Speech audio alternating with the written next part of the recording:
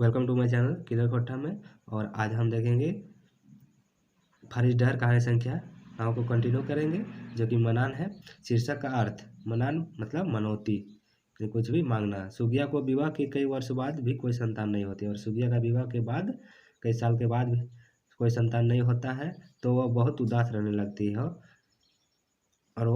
रहने लगती है। एक दिन उसकी आजी दादी को स्वप्न में कोई कहता है कि तुमने मनौती किया था, और तुमने मनौती किया था यानी तुमने कुछ मांगा था, उसे पूरा नहीं किया, इसलिए यह दशा है। सुगिया की दादी याद करती है कि एक बार सुगिया बीमार पड़ी थी, तब उन्होंने नंदवार बाबा से मनौती की थी, जो पूरा नहीं कर सकी थी। वह अपने नातिन दामाद को बताती है, मनौती पूरा किया जाता है, और वह बाद में नातिन दामाद को बताती है, और फिर वो मनौती जो मांगी थी वो पूरा किया जाता है। संयोग से सुगिया को एक बेटा होता है, संयोग से उस पूजा होने के बाद सुगिया का एक बेटा होता है।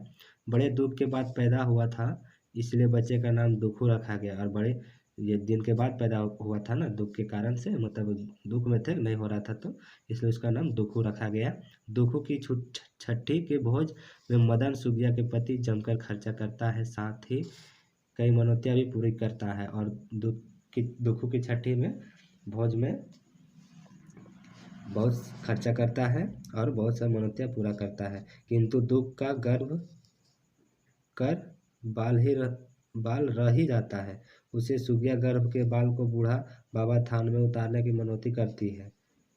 इस बीच दुखू के गर्भ के बाल जटा बन जाते हैं, किंतु बूढ़ा बाबा की कृपा समझ के उसे सुलझाया नहीं जाता है। कुछ दिन बाद बूढ़ा बाबा थान में पूरा परिवार बाल उतारने जाता है। बच्चे दुखू को तालाब के ठंड पानी में नहाया जाता है, और सभी को जाते हैं अपना गर्भ के बाद, मतलब बाल जो मतलब पेट में रहते उसी समय जो बाल बच्चे का सिर में रहता है, उसको मुंडन के रूप में करने के लिए गया है। ठंडा मौसम का होने के कारण उसे निमोनिया हो जाता है, और बच्चे को ठंडा पानी से नहाया जाता है, उसके बाद वो निमोनिया हो जाता है। बहुत नेक जोग करने पर भी दुखू ठीक नहीं होता है, बहुत से नेक जोग किया जाता है, आदि किया जाता है, लेकिन भी ठीक नहीं होता। अंत में डॉक्टर को दिखाया जाता है, दुखू ठीक हो जाता है, और लास्ट में डॉक्टर को दिखाया जाता है तो दुखू ठीक हो जाता है। अंत में मदन और सुगिया तथा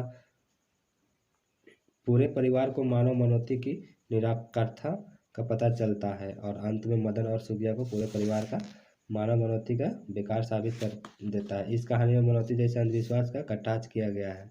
अब इसके आगे देखेंगे कहानी संख्या 10, मनेक व्यथा। कहानी का सार संक्षेप। हरि और झरिया दो भाई रहते हैं। हरि और झरिया दो भाई रहते हैं। पिता बचपन में ही मर गए थे, और उनके पिता जो थे वो बचपन में ही मर गए थे।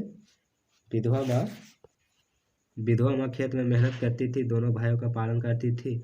बड़ा भाई हरि खेत में माँ के साथ काम भी करता था, और बड़ा भाई जो था हरि, वो अपने माँ के साथ में खेत में काम करते थे, और समय निकाल कर पढ़ता भी था, और समय निकाल कर पढ़ता भी था। निकाल कर पढ़ लिख कर वह स्कूल में मास्टर हो जाता है। हरि आवारागिरी करता है, मैट्रिक में फेल हो जाता है। हरि की शादी बचपन में ही हो जाती है, और हरि का शादी बचपन में ही हो जाती है। समय पर दो बच्चे होते हैं, और समय में दो बच्चे भी हो जाते हैं। हरि की माँ दोनों बेटों के साथ आनंद से रहती है। हरि की शादी एक संपन्न परिवार से होती है, और हरि की शादी एक संपन्न अच्छे परिवार से साधारण संपन्न होता है अच्छे तरह से। कई वर्ष तक उसके बच्चे नहीं होते, और कई वर्ष तक उसके बच्चे भी नहीं होते। ससुराल वाले हरि की माँ को ही डैन आदि बताया जाता है, और ससुराल वाले हरि की माँ को ही डैन बताया जाता है, क्योंकि वो विधवा थी। हरि अपनी माँ से अभद्र व्यवहार करता है, और हरि अपने माँ से अभद्र व्यवहार करता है कि हरि गुस्से में झगड़ा करने लगता है, यानी दूसरे का बहकावे में आने के कारण। अंत में दोनों भाइयों में बंटवारा हो जाता है, और लास्ट में दोनों भाई में बंटवारा हो जाते हैं। बेटे हरि के साथ माँ रहती थी, बड़े बेटे हरि के साथ में माँ रहती थी। समय पर हरि को भी बेटा होता है। इस छठी में खूब धूमधाम से भोजन का आयोजन होता है, पर हरि और उसकी माँ को नहीं बुलाया जाता है। जब उसका बच्चा होता है, छठी होता है, तो हरि और उसकी माँ को नहीं बुलाया जाता है। इस अपमान से हरि की माँ बीमार पड़ती है, और इस अपमान से उसकी माँ बीमार पड़ जाती है, सोचने लगती है कि क्यों नहीं बुलाया आदि वगैरह। है और मर जाती है, और वो फिर मर जाती है, वही सोच के बीमार पड़ती है और फिर मर जाती है। हरि की गलतियाँ माफ़ करने और मदद करने का आग्रह करती है, और हरि की गलतियाँ माफ़ करने और मदद करने का आग्रह करती है। उसकी मम्मी, इधर हरि के पेट में अल्सर होता है, ऑपरेशन के लिए उसके पास पैसे नहीं है, पर हरि उसकी मदद करता है। दोनों भाई और पूरा परिवार आपस में पुनः मिलते हैं, हंसी खुशी रहते हैं। तो किसी का अंधविश्वास कहने से नहीं मानना चाहिए, नहीं तो आप लोग का भी यही हाल होगा। अब इसका आगे देखेंगे कहानी संख्या 11, जो कि भूत है। देखते हैं कौन भूत है।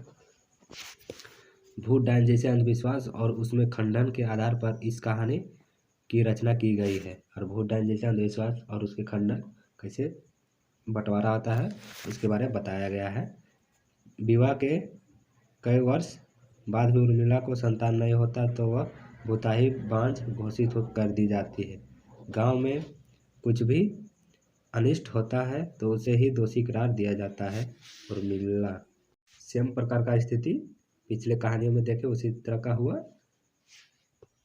माइक वाले खासे परेशान है। एक दिन उर्मिला के ममेरा भाई माखन उर्मिला को लेकर उसके ससुराल आता है। सारी बातों को जानकारी प्राप्त कर ओझा को लेकर दिखाता है, और सारी बात उर्मिला बताती है, और फिर वो अपना ससुराल आके ओझा को कर दिखाता है। पर ओझा जो कुछ बताता है वो भी सत्य नहीं, और जो भी वजह बताया वो भी सत्य नहीं है, सब झूठ साबित होता है। इस प्रकार का सबकी आंखें खुलती है कि भूत ओझा डायन बेकार है, दूसरों का बहकावा में नहीं आए, वरना आप भी खंडन हो जाइएगा।